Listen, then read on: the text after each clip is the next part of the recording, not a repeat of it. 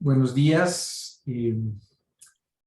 Comenzamos ahora con el módulo de aprendizaje. Y para este módulo vamos a tener 4 pláticas invitadas. La primera impartida por el doctor Gibran Fuentes, quien es investigador en el Departamento de Ciencias de la Computación del IMAS. Y pues es uno de los figuras líderes en aprendizaje automático, me parece que en la UNAM, también en México. Y también es el profesor de esta materia, entonces esto puede ser como una introducción a su materia propiamente. Tendremos también una plática de aprendizaje profundo por el doctor Neme, después una de autocodificadores y aplicaciones de memoria receptiva por el doctor Rafael Morales, y finalmente tendremos la plática de aprendizaje por refuerzo por el doctor Iván Mesa. Y con eso concluimos este módulo. Entonces, sin más, pues le dejo la palabra a Gibran. Y Muchas gracias, Luis, por la invitación. Y mucho gusto a todas y todos. Yo soy Gibran. Trabajo con aprendizaje en máquinas y aprendizaje profundo. Y Luis me pidió que diera una plática general. Incluí aprendizaje en máquinas y un poco de aprendizaje profundo. Espero que no se traslape mucho con la plática de Antonio Neme. Va a ser una plática muy general donde se hablan de pues, qué es el aprendizaje en máquinas y qué es el aprendizaje profundo, cómo se diferencian un poco. Y al final voy a platicar un poquito también de los problemas y los retos que tienen ambas, ¿no? Bueno, voy a empezar a compartir mi pantalla. Como probablemente ya han estado viendo, en los sistemas expertos se obtenían reglas en base a pues experiencia de un experto del dominio, y además había un experto en cuestiones de sistemas expertos que hacía la parte de la inferencia. Entonces extraía, trataba de extraer el conocimiento de algún problema muy complejo a partir del experto del dominio, lo cual es muy complicado en sí, porque pues, el expertise a veces es difícil de plantear como de forma tan explícita, y el ingeniero o el programador trataba de obtener esas reglas, las guardaba en una base de conocimientos y de ahí derivaba algunas reglas programadas directamente. Hubo mucho éxito en algunas aplicaciones en los años, me parece, 80s. Y dos ejemplos, pues tal vez importantes de esos sistemas fueron el sistema Dendral y el sistema Ising. El primero se deducía estructuras moleculares y el segundo era del diagnóstico médico, que fue una de las aplicaciones en general más importantes de los sistemas expertos. Sin embargo, pues en algunos problemas pues fue muy difícil elaborar estas reglas. Por ejemplo, si nosotros pensamos en qué reglas necesito para reconocer dígitos escritos a mano, pues simplemente vamos a toparnos con una gran cantidad de reglas que son además difíciles de definir en términos ya computacionales. Y por otro lado, hay excepciones a las reglas, ¿no? Si tomamos el dígito 4, pues tenemos aquí una forma de escribirlo. Y esta forma de escribirlo, pues tiene además sus variaciones, dependiendo de quién lo escriba, ¿no? Podemos pensar en la inclinación de los trazos, el grosor de los trazos, etc. Pero además hay otra forma de escribir el dígito 4, no hay una segunda versión, entonces tendríamos que definir reglas que no solamente contemplaran este dígito 4 y todas sus variaciones, sino además el otro dígito 4 y todas sus variaciones. Y además cada una para todos los dígitos, y además las posibles excepciones a las reglas que pongamos. O sea, hay muchas reglas y hay excepciones a esas reglas, ¿no?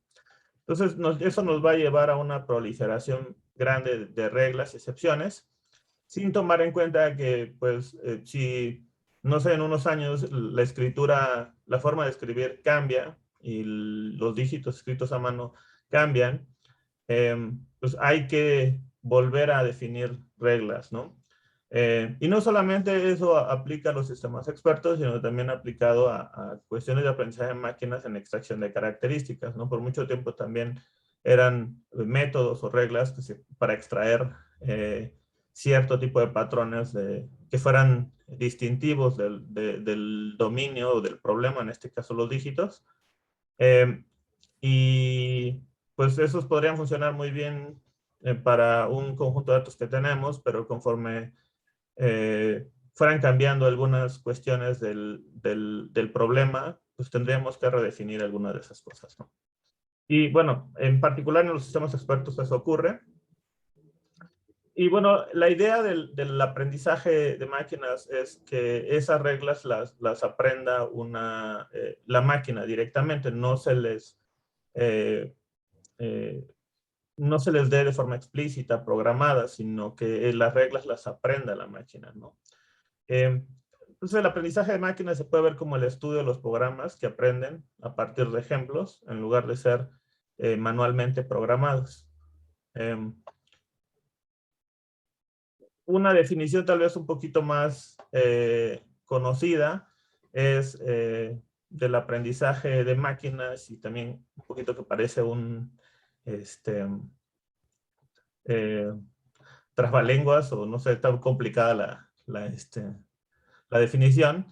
Dice que un programa aprende de la experiencia E con respecto a la tarea T y una medida de rendimiento P, si el rendimiento en T medido por P mejora con E, ¿no?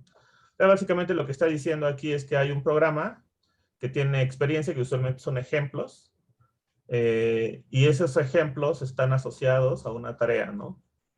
Y la idea o sea, se dice que aprende una máquina si bajo una medida de rendimiento que se define, que usualmente lo define el usuario o el diseñador, si el rendimiento mejora en esa tarea, pues se puede decir que está aprendiendo, ¿no? Es la definición de Tom Mitchell, y bueno, es una definición ya de hace muchos años y muy conocida. Y bueno, de forma general, ¿cómo podemos ver el aprendizaje? Primero, pues vale la pena pensar en cualquier tarea posible como una función. Por muy compleja que sea, podemos verla como una función, ¿no? Entonces, esa función pues tiene una entrada y tiene una salida, y hay un bloque o una caja en la que entra los datos y te ofrece una salida, ¿no? O los ejemplos y te ofrece una salida, o te obtienes una salida. Esa función la podemos llamar como f, y el punto es que no conocemos esa función, ¿no? Y la idea es, pues, aprender esa función f a partir de datos. O sea, la idea del aprendizaje de máquinas, o el objetivo es aprender esa función f, que usualmente le vamos a llamar un modelo de una tarea, a partir de un conjunto de ejemplos dados.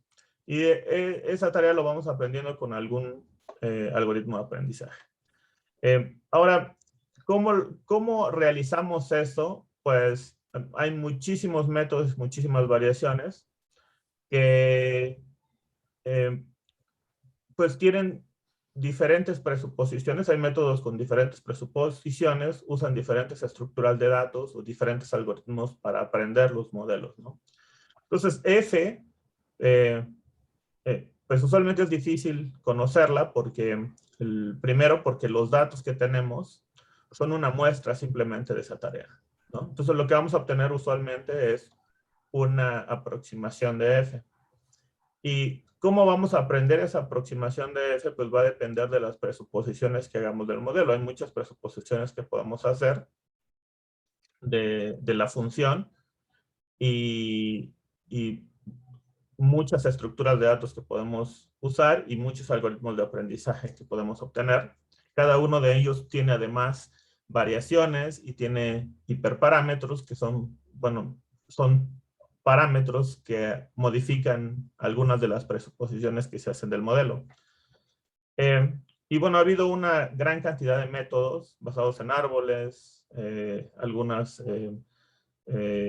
clasificadores lineales basados en algunos modelos estadísticos, redes neuronales, árboles de decisión, etcétera, etcétera, ¿no? Muchísimos modelos que se han propuesto en estas tareas. Y bueno, además de esta idea general del aprendizaje, hay diferentes variaciones. Primero tenemos el aprendizaje supervisado, que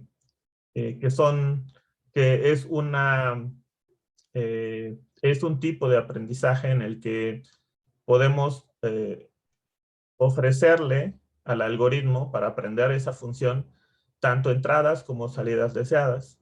Entonces, los ejemplos van a estar constituidos por un conjunto de pares entrada-salida, y la idea es que la función se aproxime usando tanto las entradas como las salidas. Eso pues es bastante útil desde el punto de vista del aprendizaje, porque si ya sabemos qué tipo de salida queremos, pues podemos optimizar sobre esa salida. O sea, buscar un modelo que se ajuste lo más, lo más posible a, a esa salida.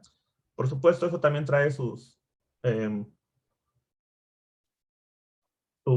problemas, porque pues le estamos añadiendo un sesgo al modelo al darle las salidas explícitas. En algunos modelos, pues tal vez es un poco obvio la salida y lo que se quiere mapear, pero en otros casos no lo es tanto, ¿no? Por ejemplo, hay salidas que dependen de una interpretación subjetiva de un experto, y hay mucha variación entre lo que los expertos opinan. Entonces, depende mucho de cómo están recolectados esos datos, la aproximación que va a realizar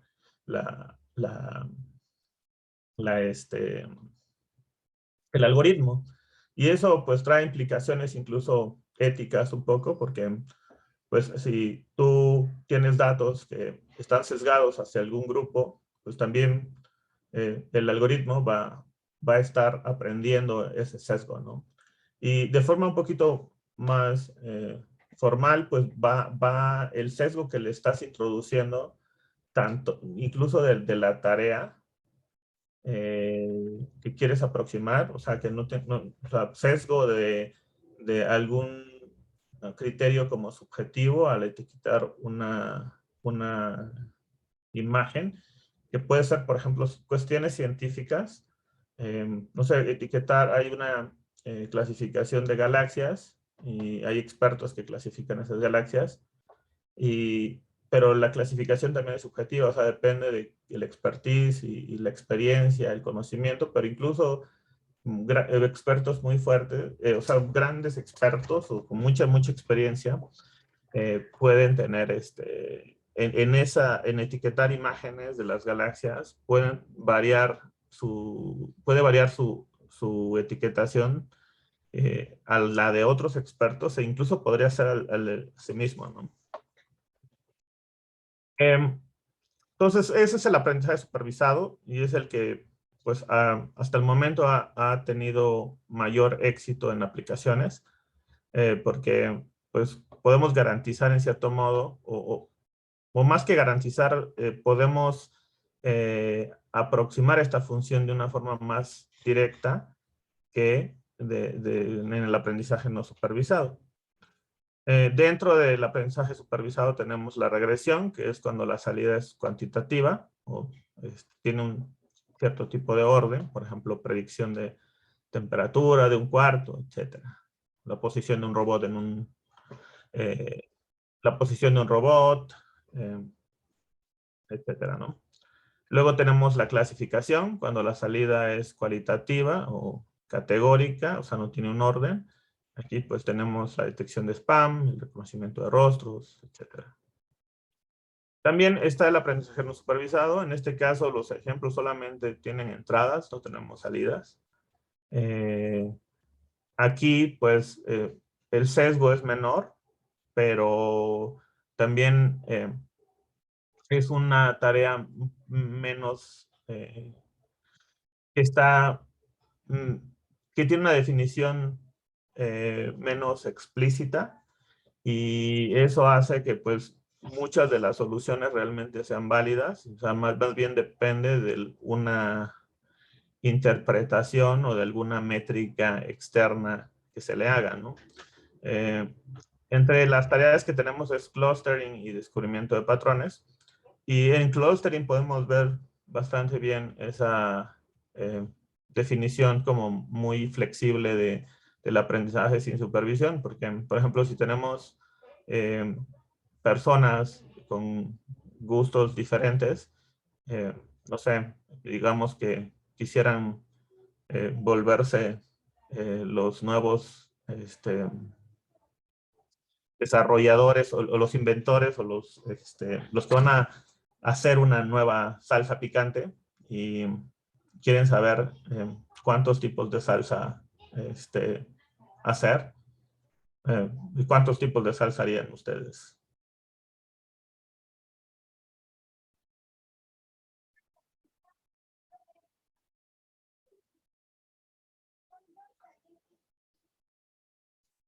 ¿No? Dos. Dos, Roja y picante. verde. No, pero picante o no picante. Ahorita ni siquiera estamos hablando de colores. Ah, no, entonces ya sí. Picante y no picante. Picante y no picante, pero pues dentro Todas del las que picante, pican son buenas.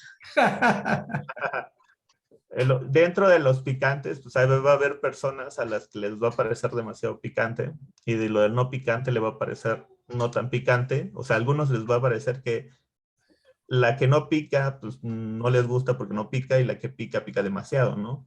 Entonces hay mucha segmentación de, de los usuarios o de los posibles compradores, pero tampoco podemos hacer una salsa distinta para cada persona, ¿no? Para cada gusto exactamente. Entonces, ahí pues va a depender más bien del criterio que queramos utilizar. Y bueno, de forma general, los algoritmos o más bien los métodos de aprendizaje de máquinas los podemos dividir en dos grandes grupos. El primero es los modelos generativos. Desde el punto de vista estadístico, están los modelos generativos y los modelos discriminativos. Los modelos discriminativos buscan modelar directamente la distribución condicional de la salida dada la entrada.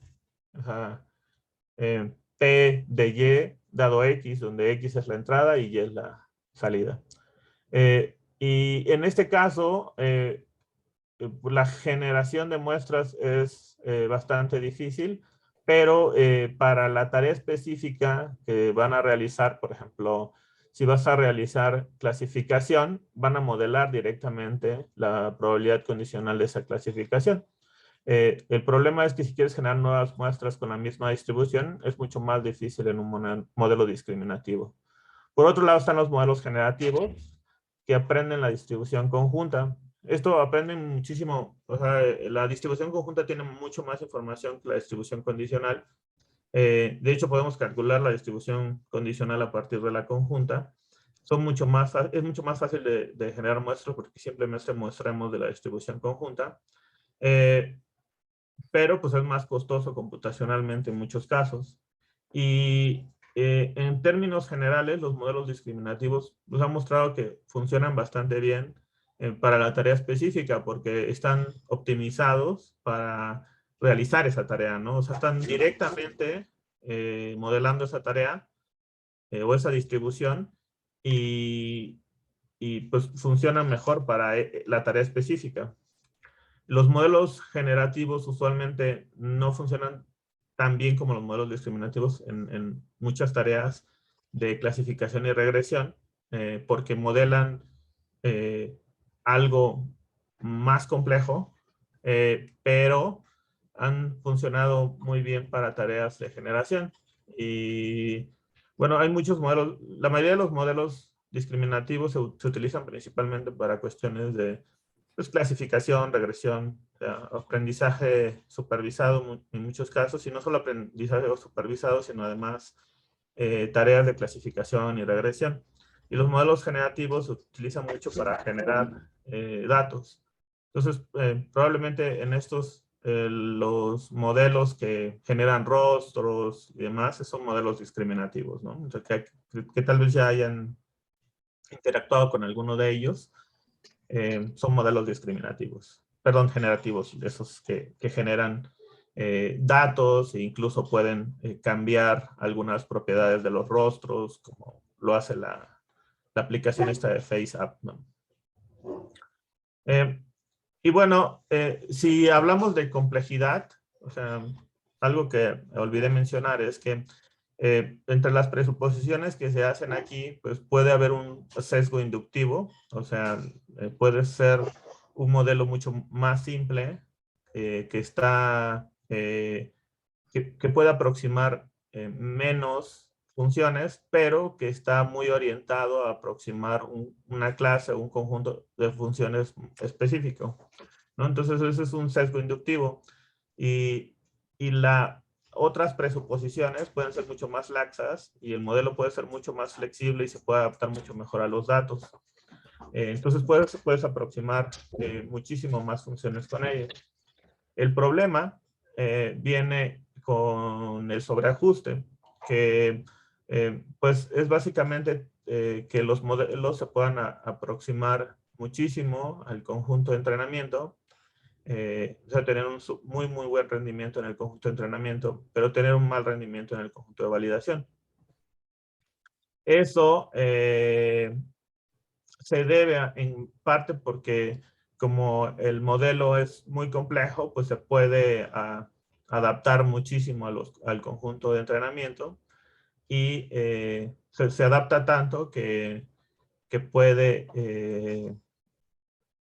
ser demasiado específico, un modelo demasiado específico a esas instancias que estamos viendo, pero si vemos otras instancias, pues ya el modelo no va a funcionar muy bien.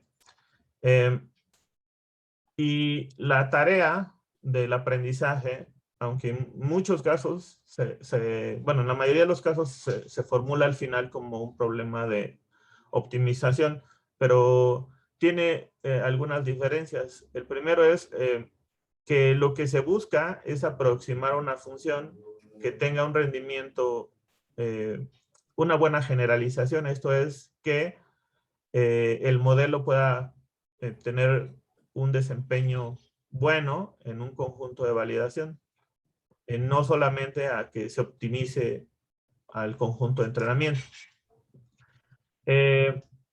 Entonces, esa es una de las diferencias más importantes entre solamente optimizar y lo que se busca en el aprendizaje. En el aprendizaje se va a buscar que su rendimiento sea bueno en el conjunto de validación. Y aunque eso también pues, lo podemos plantear como un problema de optimización, no es un problema de optimización dentro del mismo conjunto de datos. O sea, no es solamente voy a obtener el óptimo dentro del conjunto de entrenamiento, porque eso nos puede llevar a puntos como el que tenemos aquí. Cuando es demasiado complejo puede ser un muy buen modelo para el conjunto de entrenamiento y sería como desde el punto de vista de optimización tal vez podríamos encontrar incluso un óptimo, pero para el conjunto de validación eso no es precisamente cierto, ¿no? Y de hecho esa relación es bastante complicada porque además no es nada más que haya dos conjuntos, sino además hay una función que queremos aproximar y la muestra, tanto el conjunto de entrenamiento como el conjunto de validación son muestras de esa función. O sea, son muestras en muchos casos pues bastante limitadas con respecto a la complejidad de la tarea. Entonces, un comportamiento muy usual que se tiene es que cuando tenemos un sesgo inductivo grande, pues podemos obtener modelos que tienen un rendimiento pobre en el conjunto de entrenamiento y también en el conjunto de validación y son desempeños muy similares. Conforme yo voy haciendo más complejo mi modelo, más flexible mi modelo, es posible que que el rendimiento en el conjunto de validación pueda subir, perdón, bueno, en este caso es pérdida, entonces lo que buscamos es minimizarla. Entre menos es mejor. Entonces podemos mejorar tanto en el conjunto de entrenamiento como en el conjunto de validación. Pero luego llega un punto en la complejidad del modelo en el que el conjunto de entrenamiento va a seguir bajando y va a seguir bajando, pero el rendimiento o el desempeño del conjunto de validación comienza a subir. Y es ahí donde tenemos sobreajuste. Cuando ambos son malos, pues es subajuste. Y cuando ya empieza a hacer un rendimiento muy bueno en entrenamiento y malo en validación, pues vamos a tener un sobreajuste, ¿no? Y el punto, en muchos modelos, especialmente modelos que son muy flexibles, como las redes neuronales profundas, que pues en cierto modo podemos hacer arbitrariamente complejo, es encontrar el punto en el que no sobreajusta, pero tampoco subajusta, ¿no? O sea, el punto de complejidad bueno, ¿no? Y eso en modelos demasiado flexibles, pues es un problema muy difícil, ¿no? De atacar. Y bueno, por mucho tiempo, el aprendizaje de máquinas usó un flujo de trabajo más o menos como el que tenemos aquí. Esto representa una tarea de reconocimiento de expresiones faciales. Entonces aquí tenemos imágenes a la entrada en escala de grises. Podemos ver como matrices con valores de intensidades del gris. Y lo que el flujo usual era preprocesar la imagen. A veces se cortaba, se centraba, se pasaban por algunos filtros, etcétera. Y luego se extraían características. Esta parte de la extracción de características, además, permitía, esta parte era como la que se encontraba más importante y en la que se pasaba más tiempo. Hay muchos artículos en donde se proponen nuevos métodos de extracción de características. Y esos métodos de extracción de características, aunque eran similares para muchos problemas, se diseñaban específicamente o se adaptaban al dominio específico. Entonces, aquí tengo imágenes de rostros de entrada. Si yo quisiera, por ejemplo, reconocer la identidad, pues había un método de extracción de características que se fijaba en extraer las características relevantes para diferenciar un individuo de otro. Si era reconocimiento de expresiones faciales, había otro método de extracción de características, muchas veces era muy diferente, que se encargaba de extraer las características relevantes para distinguir entre una expresión facial y otra. Entonces, en esta parte, pues, era muy importante y hubo mucho trabajo de investigación en muchísimos dominios. O sea, esto pues lo tenemos en rostros, pero también lo podemos tener en reconocimiento de autos, detección de otros objetos, etcétera, etcétera. Y en audio tenemos lo mismo, en lenguaje tenemos lo mismo. Entonces esta parte era muy importante y pues hay muchos artículos que proponían que extractores de características específicos a tareas específicas, ¿no? Si la extracción de características era efectiva, entonces clasificarlos era una tarea mucho más sencilla. Y en esta parte, pues teníamos los clasificadores de patrones. Aquí usualmente se empleaban métodos de aprendizaje de máquinas. O sea, eran clasificadores que podían ser lineales o no lineales, pero eran básicamente, pero simplemente aprendían a clasificar las vectores de características que se extraían por este bloque.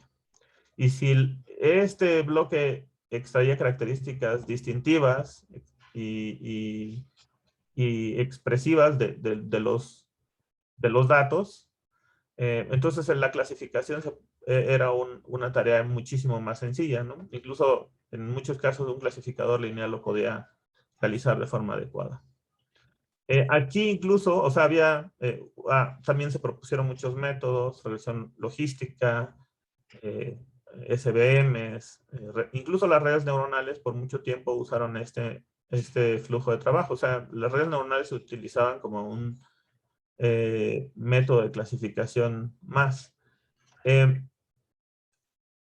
Y bueno, se sigue usando este sistema, o sea, o este flujo de trabajo todavía, pero la idea del aprendizaje profundo era sustituir, principalmente esta parte del preprocesamiento se sigue haciendo, pero era sustituir la parte de la extracción de características por bloques de aprendizaje, que también aprendieran las características, y en particular que se hiciera que se realizara de forma composicional, o sea que un bloque de aprendizaje de características o sea, recibiera la entrada, aprendiera ciertas características y la salida, o las características que encontró o que extrajo este bloque pasaran a otro bloque que extrajera características a partir de las características anteriores y así sucesivamente hasta obtener una clasificación de patrones, que ya estando aquí podría ser una clasificación lineal.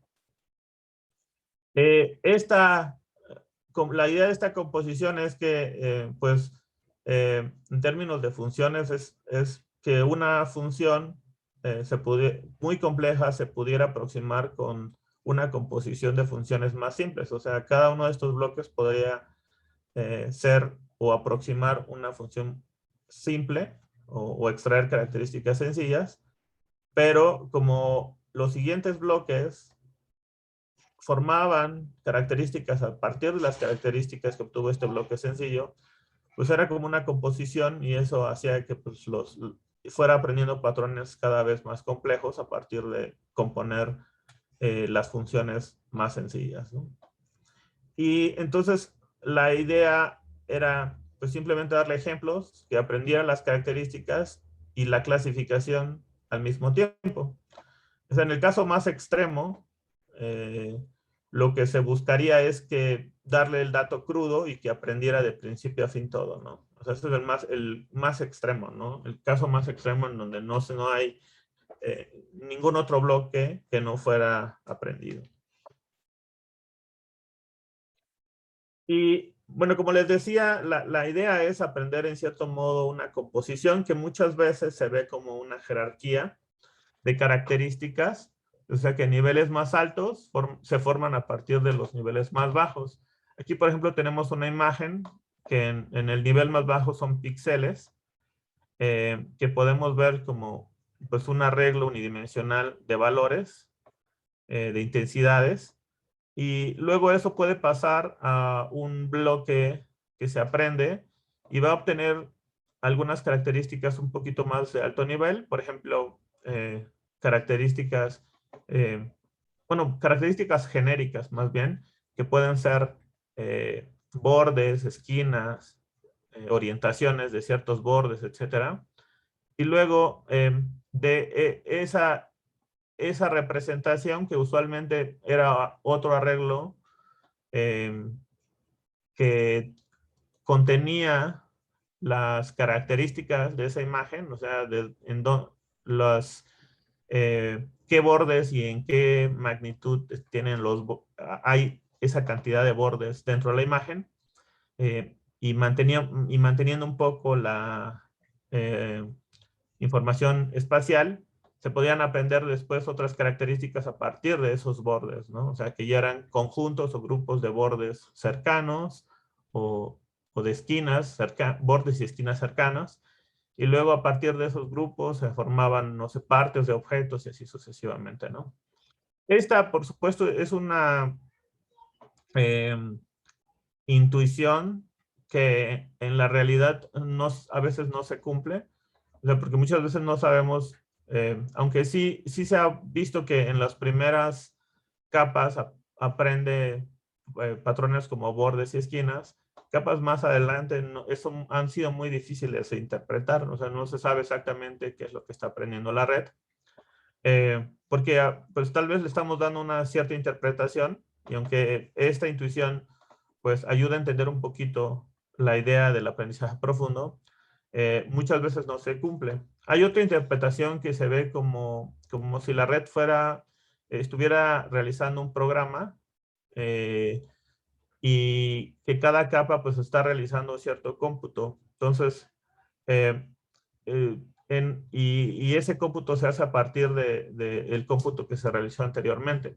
Entonces es posible que, por ejemplo, la red aprendió a llevar un contador o algún valor temporal que se propagó a las capas posteriores y que se utiliza en capas posteriores, pero no precisamente va a tener una interpretación como la realizamos nosotros, que es no, está aprendiendo bordes y luego grupos de objetos y luego partes y así sucesivamente, ¿no?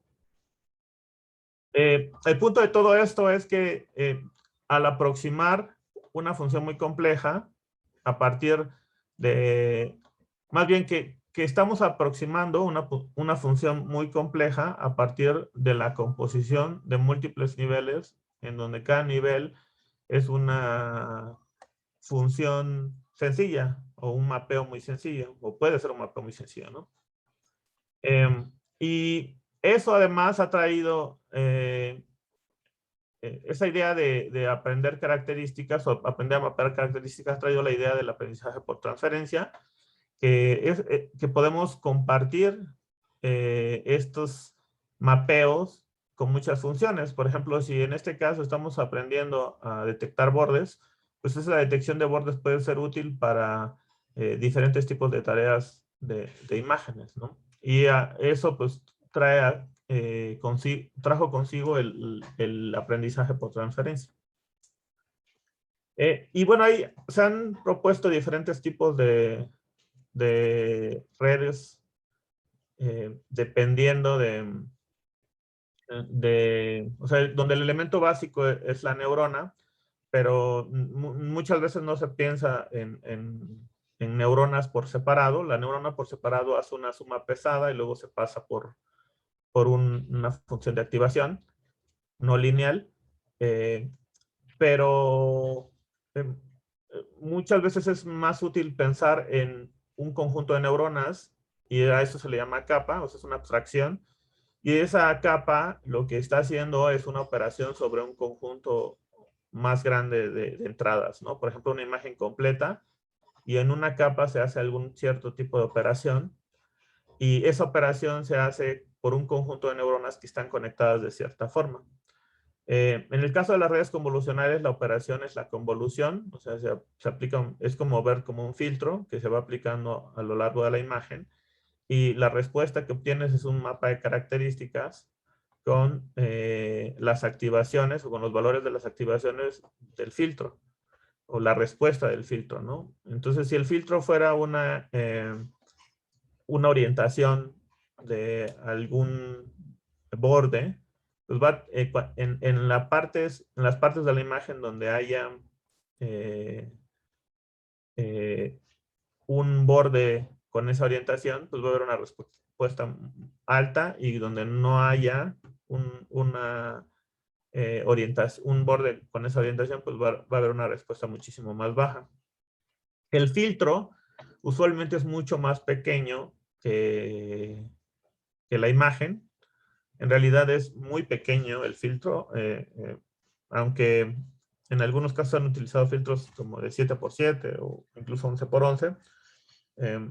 Los filtros actuales son de 3x3, tal vez de 5x5, pero no son muy grandes, son muchísimo más pequeños que las imágenes. Entonces la convolución se hace de la imagen con el filtro y el filtro se aprende. O sea, son filtros que son como pesos que se van ajustando.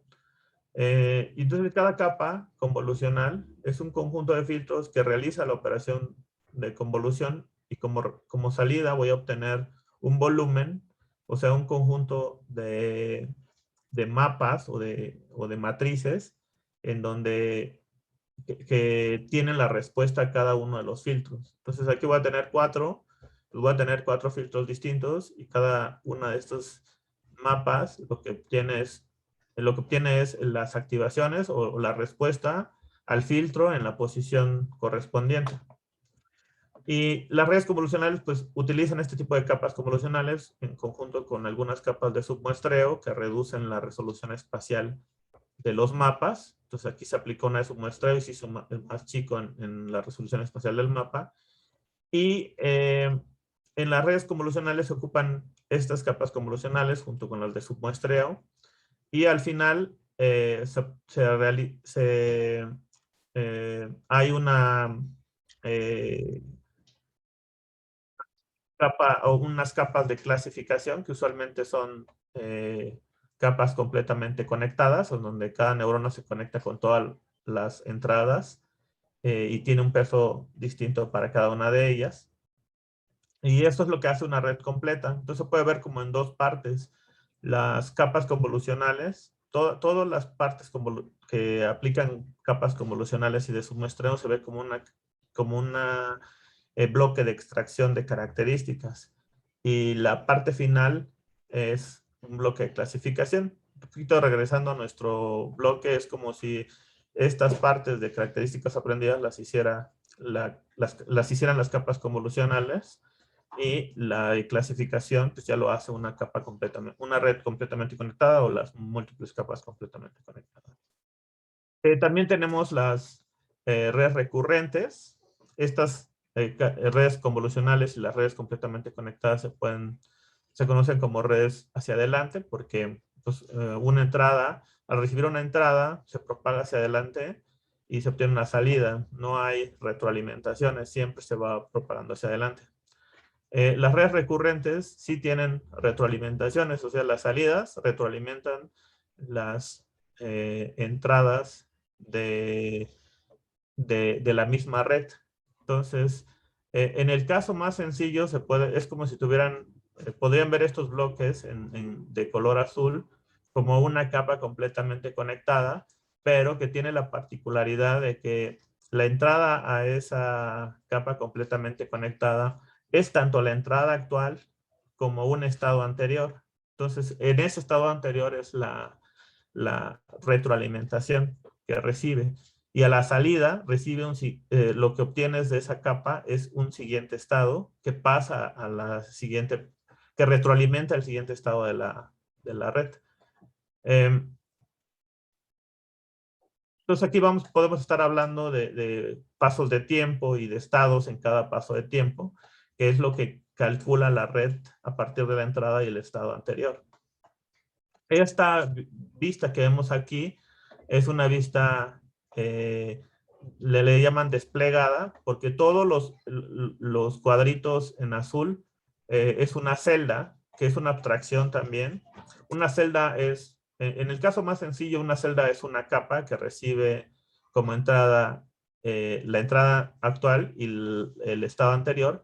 Y en el caso más complejo es un conjunto de capas que procesan lo mismo, o sea, la entrada y el estado anterior, y obtienes un siguiente estado, ¿no?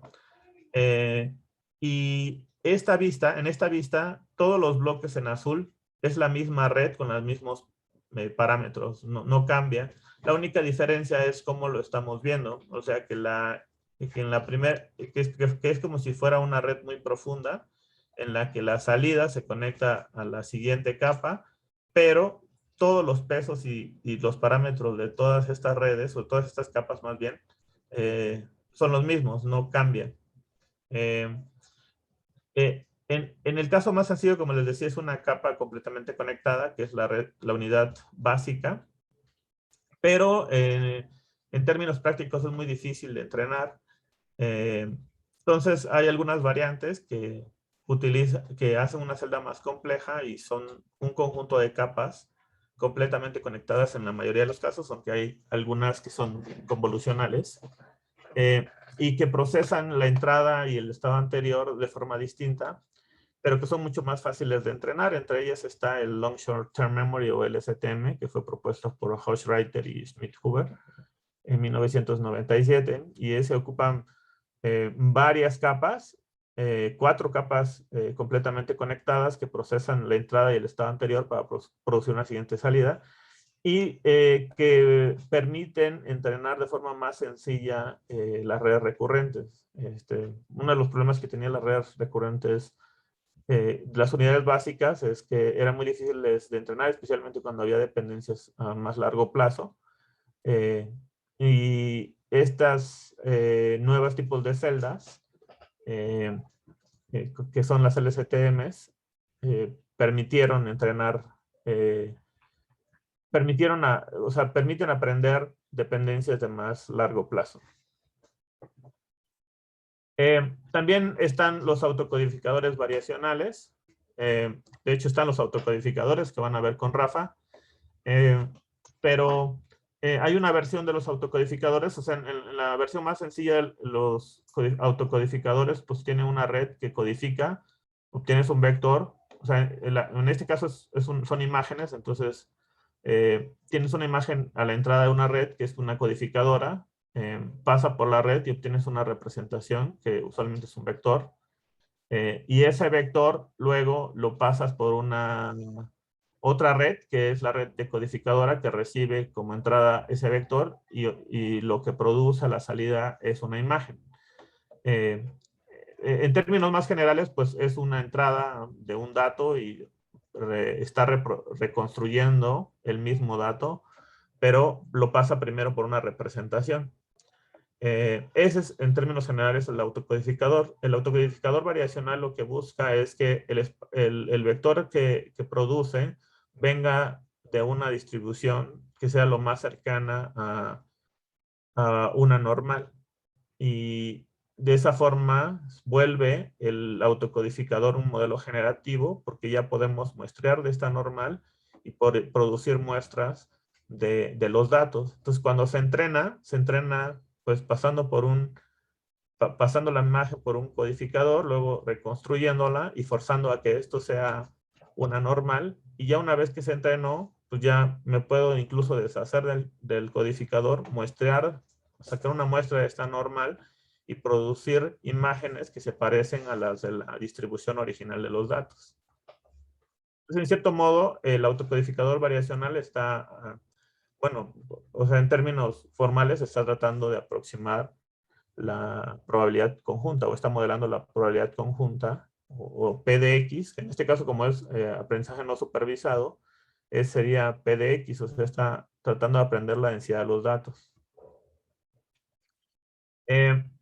Otro tipo de red neuronal que intenta hacer eso es las redes generativas antagónicas, pero lo hacen de forma distinta.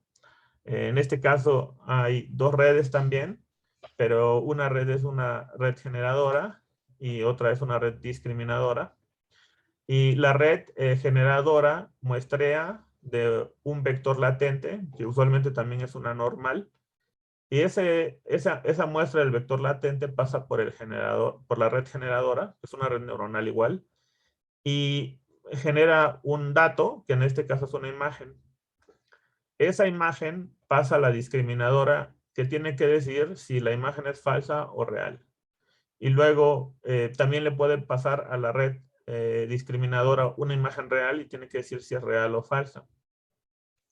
Al momento de entrenarlas, la generadora se entrena para que la pérdida de la generadora sea muy grande y la de la discriminadora se entrena para que la pérdida de la generadora sea muy grande. O más bien para que la pérdida de la discriminadora sea pequeña, ¿no? Que pues eso a su vez hace que la pérdida de la generadora sea más grande, porque la pérdida de la generadora está en base a hacer que la discriminadora se equivoque. Y esto se puede ver como un juego y entre la generadora y la discriminadora, y lo que la generadora busca engañar a la discriminadora y la discriminadora busca no ser engañada por la generadora. Y al final, pues al entrenarlos de forma conjunta, tanto la generadora la idea es que la generadora se vuelva mejor en generar muestras falsas de los datos y la discriminadora se vuelva buena en distinguir, pero llega un punto que es el equilibrio, en donde pues ni una ni otra ya no puede como mejorar, ¿no? Estas redes han tenido mucho éxito en generación de imágenes. las imágenes de rostros o de cuartos y esos generados por redes neuronales usualmente son redes generativas antagónicas. Pero en la práctica también tienen varios problemas de inestabilidad. En particular son muy sensibles a los hiperparámetros. O sea, puede ser que el entrenamiento no sea efectivo. Y eso se debe a que, o sea, si la discriminadora es tan buena que nunca la generadora no aprende, entonces puede ser que la discriminadora siempre sea muy buena muy rápido y que no le dé tiempo a la generadora de mejorar. Y como es un juego, pues ya no puede ir mejorando en el entrenamiento. O puede ser el caso al revés, la generadora eh, aprende a generar un par de ejemplos muy buenos con los que engaña a la discriminadora y digamos que ya es muy buena en ese juego, en generar esas dos imágenes nada más, y ya, pues ya se terminó el entrenamiento, pero pues solamente genera dos imágenes, ¿no? Entonces, esos problemas usualmente ocurren en las redes generativas antagónicas, aunque ha habido mucho avance en pues, estrategias para evitar eso y mejorar la diversidad de la generación, etcétera. Pues siguen siendo una cuestión que pues tienes que estar consciente al momento de entrenar este tipo de redes. Y luego están también las arquitecturas basadas en atención. Estas pues son otro tipo de conectividad que han tenido mucho éxito en generación de lenguaje, pero también en tareas de clasificación. Incluso se han pasado a problemas, o sea, surgieron en procesamiento de lenguaje natural y se han pasado a problemas de visión, tanto para imágenes como para video, y han tenido bastante éxito. Una de las ventajas que tiene eh, estas redes son como otro tipo de capa. Por mucho tiempo las redes convolucionales funcionaron muy bien como para imágenes o datos de tipo grid. Y las redes recurrentes se utilizaban mucho para secuencias. Aunque también las redes convolucionales se podían usar para secuencias, eh, era solo cuestión de cómo se modelaban. Y pues el estado del arte por mucho tiempo en reconocimiento de imágenes en particular fue de las redes convolucionales y las recurrentes se utilizaban para cuestiones de secuencias como el procesamiento del lenguaje natural. Estas redes ya se han ocupado para ambas cosas. Se han tenido que hacer como diferentes eh, versiones de, del,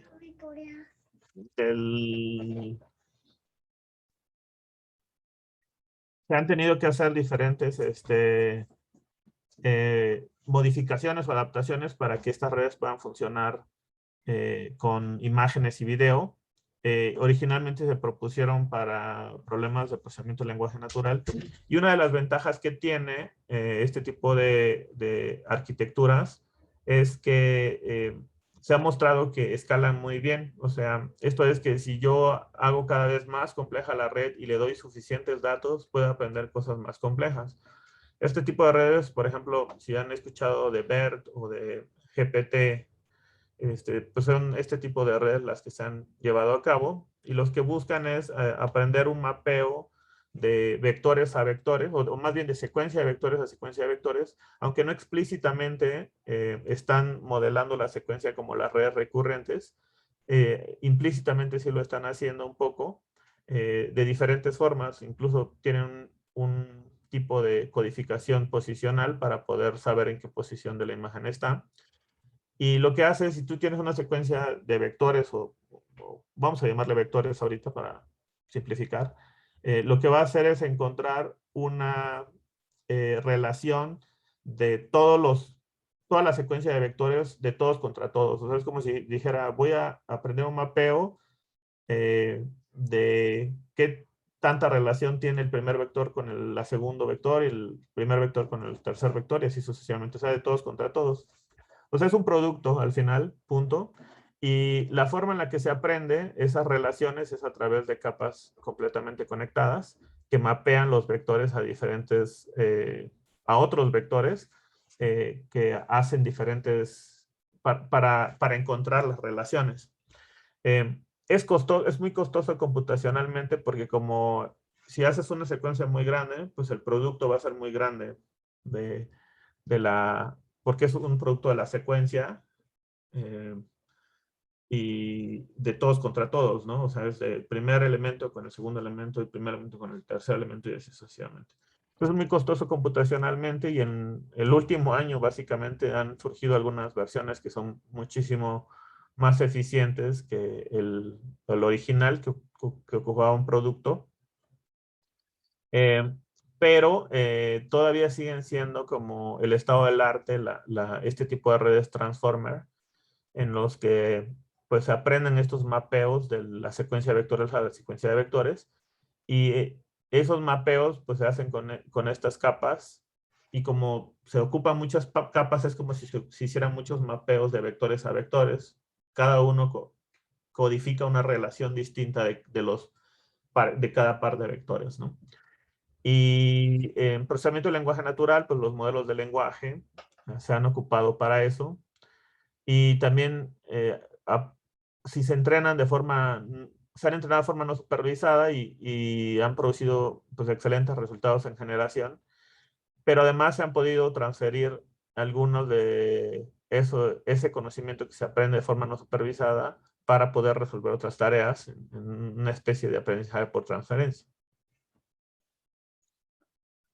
Y finalmente, pues tenemos también algunos otros tipos de redes, en particular las redes neuronales en grafos, que de hecho hay muchas versiones de redes neuronales en grafos, eh, dependiendo de la representación que se utilice, el tipo la forma en la que se procesen, hay grafos convolucionales, y pues ahí la entrada es un grafo y se van mapeando los grafos dependiendo también de la representación y el tipo de capa que se utilice para procesarlos, cómo se procesa, etcétera. Hay diferentes tipos de redes que se conocen como redes neuronales en grafos.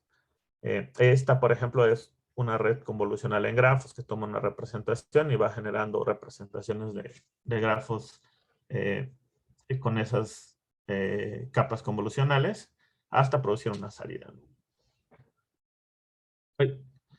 Y bueno, las redes profundas empezaron a tener mucho éxito más o menos como en el 2012, gracias a una competencia que se basa en un conjunto que se llama ImageNet.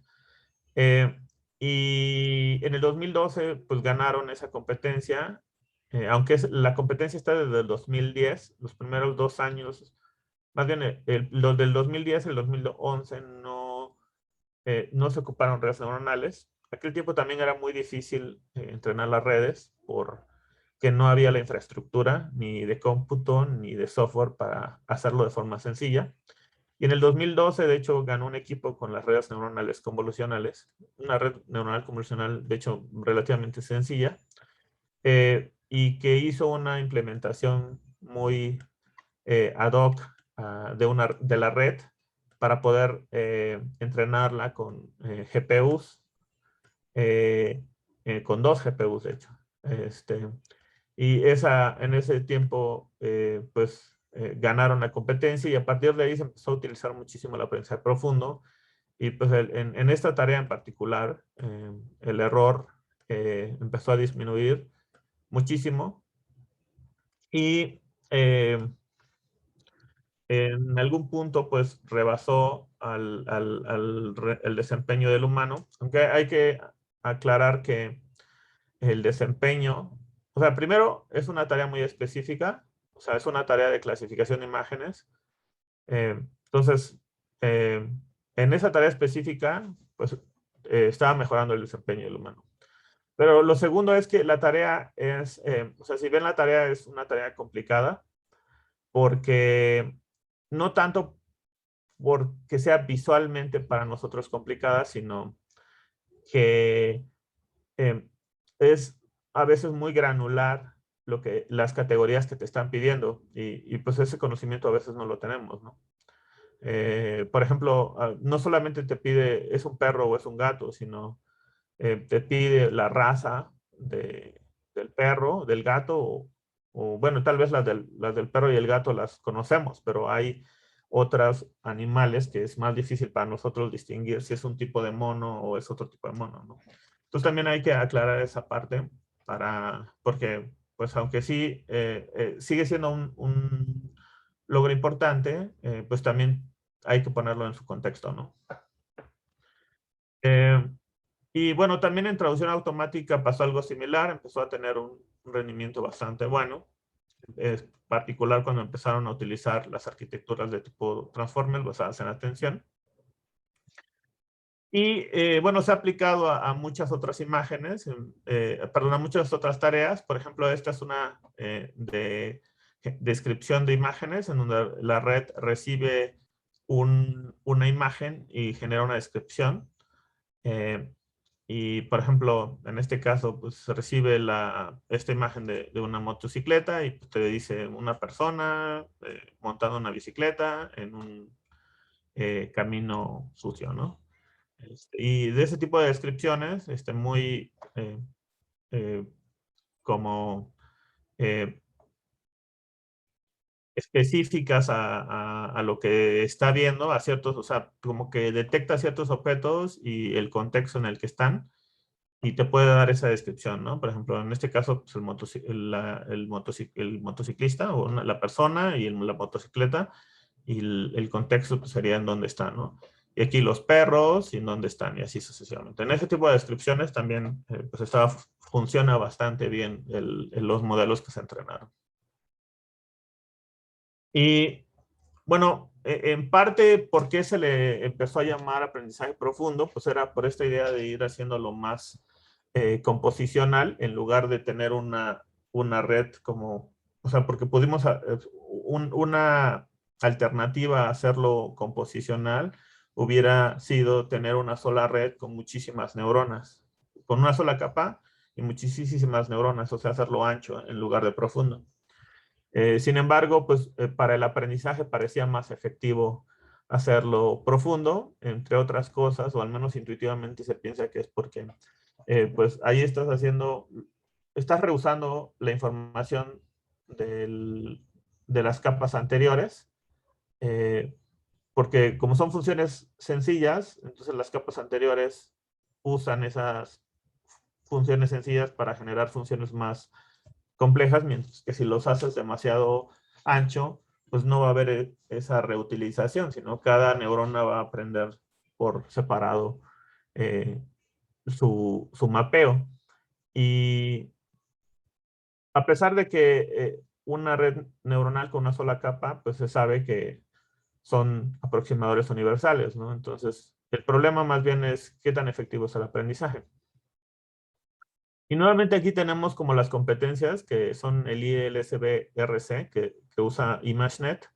Y como les decía, en el 2010, en el 2011, pues no se usaban redes neuronales. Fue hasta el 2012 que se utilizaron con AlexNet. Y pues ahí se puede ver como el desempeño, el error en particular, cómo iba disminuyendo. Pero además se empezó a tratar de hacer que las redes fueran cada vez eh, más profundas, porque parecía que entre hacerlas más profundas podía aproximar cada vez cosas más complejas y tener pues, mejor desempeño en muchas tareas. Sin embargo, o sea, en el 2012 era una red de como de 8 capas, en el 2013 fue la misma red con 8 capas, pero con parámetros un poco distintos, los tamaños de los filtros, etcétera, eran distintos. Y en el 2014 ya se introdujo una red de 19 capas y ese mismo año una de 22 capas. En este punto como que se llegó a un límite, pues ya parecía no aprender más allá de 22 capas o que era muy difícil entrenarlas, hasta que se introdujeron estas redes que se llaman residuales, que tienen brincos y que permitían hacer un aprendizaje de forma efectiva, porque todas estas redes se eh, entrenan con el descenso por gradiente, o sea, usan los gradientes, y el algoritmo de retropropagación se utiliza para calcular los gradientes, pero los gradientes se desvanecían o explotaban porque eran demasiadas capas. Entonces, estas conexiones residuales permitían que los gradientes fluyeran mejor y se pudieron entrenar redes muchísimo más profundas, entre ellas las redes de 152 capas. Y que hasta ahorita estas redes ResNet siguen siendo como una red muy importante. Y sus patrones de diseño, de hecho, también se siguen utilizando mucho. Y a esto pues se le conoció como bueno, los autores le llamaron la revolución de la profundidad, ¿no? Y en parte el éxito de las redes neuronales se logró por tres factores. El primero es las GPUs, o más generalmente el poder de cómputo masivamente paralelo de las GPUs y bueno, también de las distribuidas, pero las GPUs eran pues más barato que tener demasiadas computadoras de forma distribuida, y además eran más eficientes.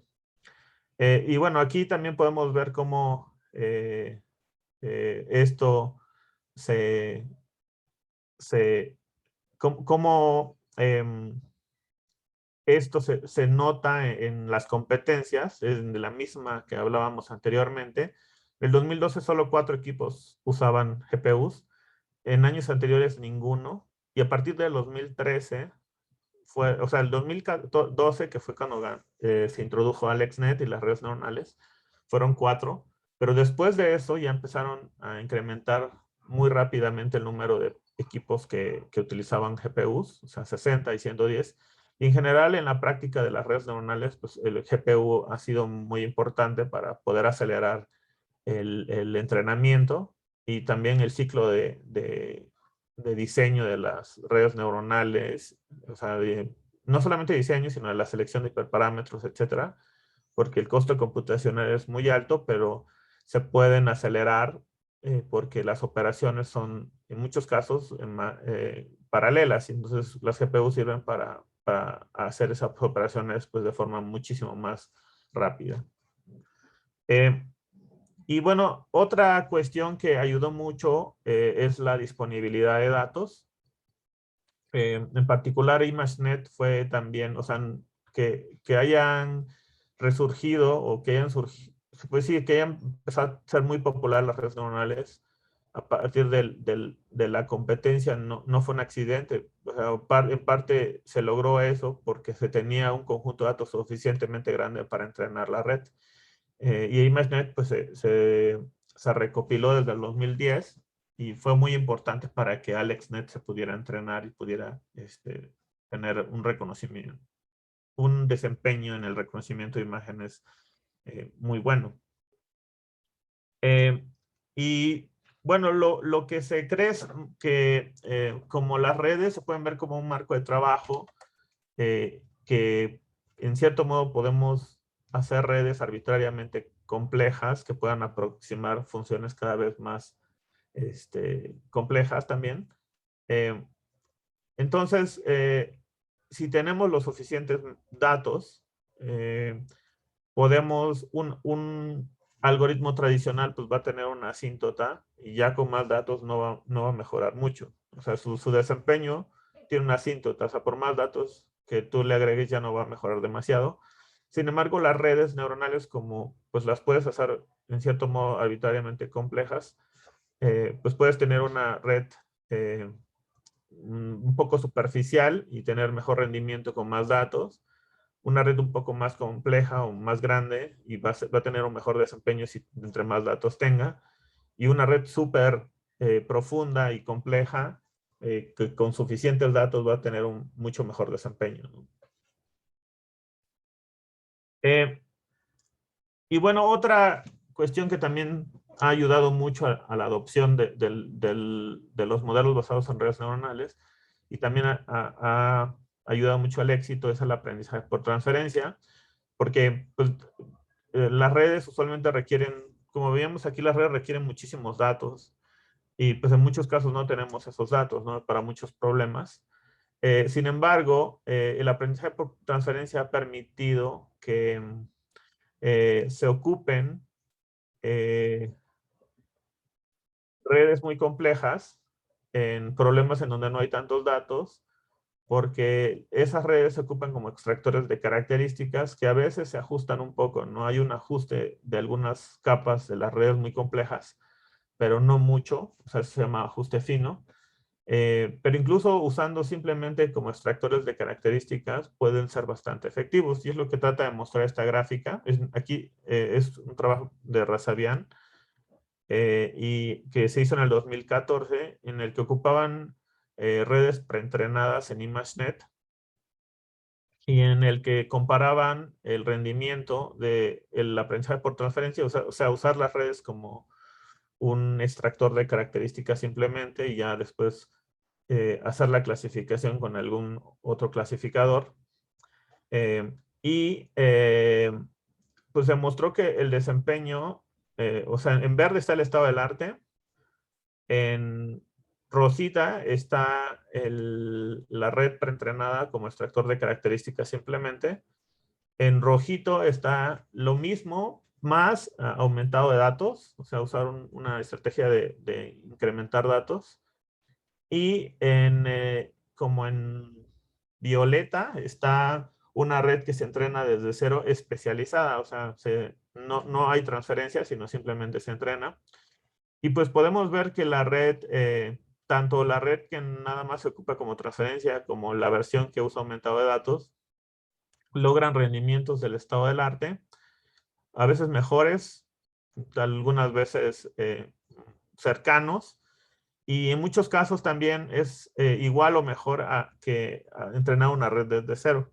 Entonces eso era muy importante, porque ya no teníamos que hacer un entrenamiento desde cero de muchos modelos, sino podíamos simplemente hacer aprendizaje por transferencia y entrenar solamente el clasificador.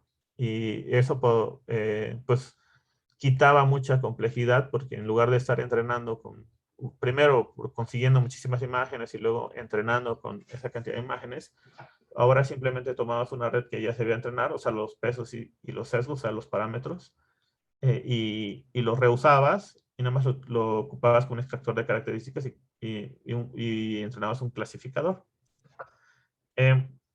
Y finalmente están los marcos de trabajo, que también han ayudado mucho a la adopción, también han madurado mucho. Actualmente es muchísimo más fácil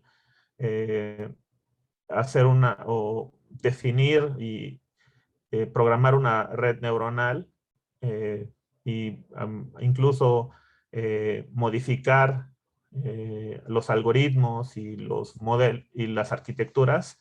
Es mucho más sencillo incluso que lo que era en las primeras versiones de estos mismos marcos de trabajo, por ejemplo TensorFlow 1.0, y muchísimo más sencillo que antes, que lo tenías que hacer como desde cero. Eh, entonces, TensorFlow, por ejemplo, y PyTorch, que son actualmente los que más se utilizan, pues permiten definir redes en unos cuantos, o sea, tienen muchas abstracciones que permiten definir redes con unas cuantas líneas de código y entrenarlas de igual manera, y además ofrecen como funcionalidades que permiten sacar provecho de tanto del cómputo distribuido como de las GPUs, las tarjetas gráficas. Entonces eso también ha ayudado mucho a la adopción de las redes neuronales. Y bueno, también les quería presentar algunos trabajos.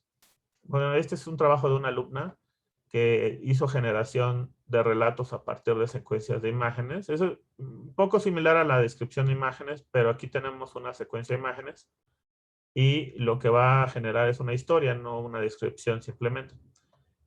Y bueno, esto, los de aquí abajo, bueno, primero la secuencia de imágenes la sacamos de internet. O sea, no es un álbum realmente, ni siquiera son las mismas personas si lo alcanzan a ver, sino simplemente agarramos y pusimos, no sé, carne asada, y empezamos, y se agarraron 5 imágenes de forma aleatoria, que más o menos se parecieran, y lo de abajo es lo que generó la red neuronal. Esa es una historia que ya generó la red neuronal, ¿no? Y pues como pueden ver, pues el lenguaje con el que produce, pues es bastante coherente, o sea, no tiene como tan errores. Incluso se podría ver que es coherente entre entre oraciones, o sea, más o menos pues sigue una secuencia bastante coherente con la historia de con la secuencia de las imágenes. Pero lo que hay que notar aquí es que primero, no, si, tal vez lo que no están viendo es que sabe, no es tan variado. O sea, primero está muy acotado a lo que aprendió en el conjunto de entrenamiento y entonces no hay mucha diversidad en el texto que genera. O sea, normalmente esta de We Had a Great Time lo ocupa, no sé, muchísimas veces. O una versión muy similar a We Had a Great Time es muy frecuente. También lo de la comida, cuando ve comida usualmente utiliza frases como la comida estuvo deliciosa o estuvo grandiosa o algo así, ¿no? Entonces, realmente en cuestiones de diversidad es pues bastante pobre, aunque las oraciones las hila bastante bien. También está el caso contrario, en donde se genera una imagen a partir de una descripción. Y de hecho, algo interesante en esta es que o sea, estos se han atacado con redes con generativas antagónicas y una representación de texto, por ejemplo, usando modelos de lenguaje. Y lo interesante de esto es que le puedes dar nuevas variaciones de estas descripciones. Por supuesto, todas estas están entrenadas en pájaros, entonces tienen que ser pájaros. Pero lo interesante es que si le das alguna variación ahí de los colores, pues te genera imágenes de pájaros que tal vez no están de hecho en el conjunto de datos, pero que siguen más o menos la descripción que tenemos aquí, ¿no? Y luego en las GANs pues tenemos eh, esta tarea que es la generación de rostros, no solamente la generación de rostros, sino también está el hecho de que en el espacio latente puedas ir moviéndote y generar imágenes que sean de la misma identidad, pero con variaciones en otros rasgos, ¿no? Por ejemplo, le puedes decir con pelo de otro color o más joven o más viejo. Y eso en el espacio latente, o sea, a partir de la cual se producen las imágenes, pues pueden tener cierta continuidad y es ahí, con ese tipo de estrategias es con lo que se han podido usar los filtros de FaceApp. Y esta aplicación, de hecho, tuvo un avance bastante rápido.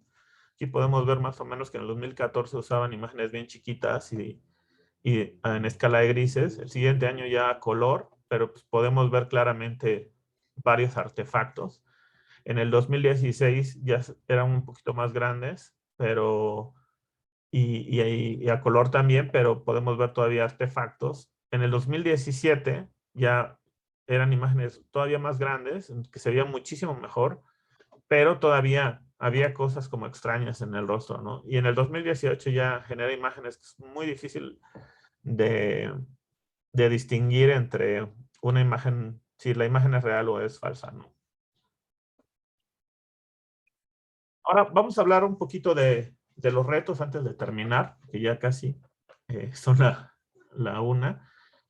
Algunos de los retos del aprendizaje en máquinas en general, el aprendizaje profundo, es la generalización.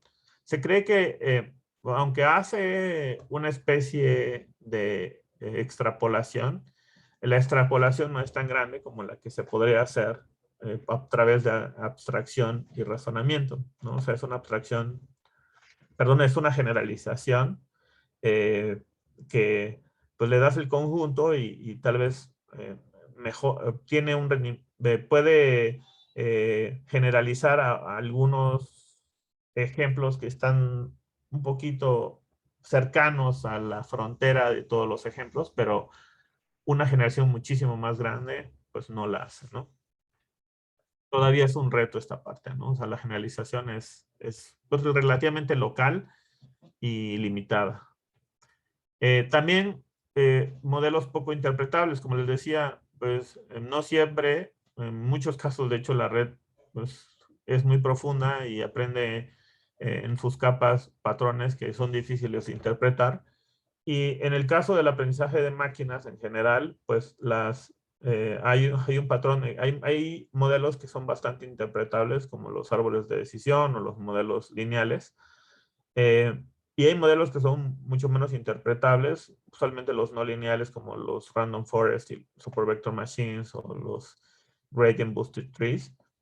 Y las redes neuronales profundas, pues usualmente son los de los menos interpretables, porque son demasiadas como capas y mapeos de funciones simples que muchas veces es difícil decir qué es lo que está aprendiendo exactamente. Entonces tiene ese problema porque se ve un poco como eh, una caja negra, ¿no?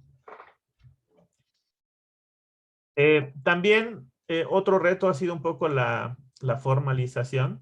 Por ejemplo, no hay una regla explícita, aunque pues a lo largo de los años, de forma empírica y un poquito con algunas teorías también, se han encontrado ciertos patrones de diseño que parecen funcionar bastante bien, pero pues todavía no sabemos qué complejidad necesito para realizar una tarea dada, ¿no? O sea, sigue siendo el problema de puedo tener un sobreajuste relativamente fácil. Luego, ¿por qué una arquitectura profunda puede ser más efectiva que una superficial? Eso, pues yo les daba la intuición de, pues puedan reusar esa información pues aproximar, porque es una composición de funciones simples y las funciones más adelante están, digamos, usando la información o lo que aproxima la anterior para aproximar algo más complejo. Entonces aquí ya hay algunos avances de por qué una arquitectura puede ser más efectiva que una superficial, en particular efectiva para aprender, no tanto para aproximar. Y finalmente, el aprendizaje requiere minimización de función altamente no convexa. Sin embargo, los algoritmos que se utilizan para entrenarla son basados en gradiente y pues esos algoritmos usualmente o sea, son susceptibles a caer en mínimos locales. Entonces, ¿por qué mínimos locales funcionan o por qué las soluciones que encuentran son suficientemente buenas para las tareas? Aquí hay mucho trabajo, es donde creo que bueno, en estas dos hay como bastante trabajo de por qué ocurre esto, pero yo creo que hay más en por qué ocurre esto y bueno, tiene que ver un poco con las superficies de la función de pérdida, cómo están dependiendo de la conectividad de la red y también un poco con los algoritmos que se utilizan son usualmente estocásticos, o sea, usan aproximaciones de los gradientes de todo el conjunto completo en lugar de tomar el gradiente en todo el conjunto completo. Entonces eso también ha mostrado que le ayuda un poco, pero bueno, sigue siendo una cuestión ahí que todavía se está trabajando, ¿no? O sea, esta formalización. Finalmente, no, todavía me falta otra.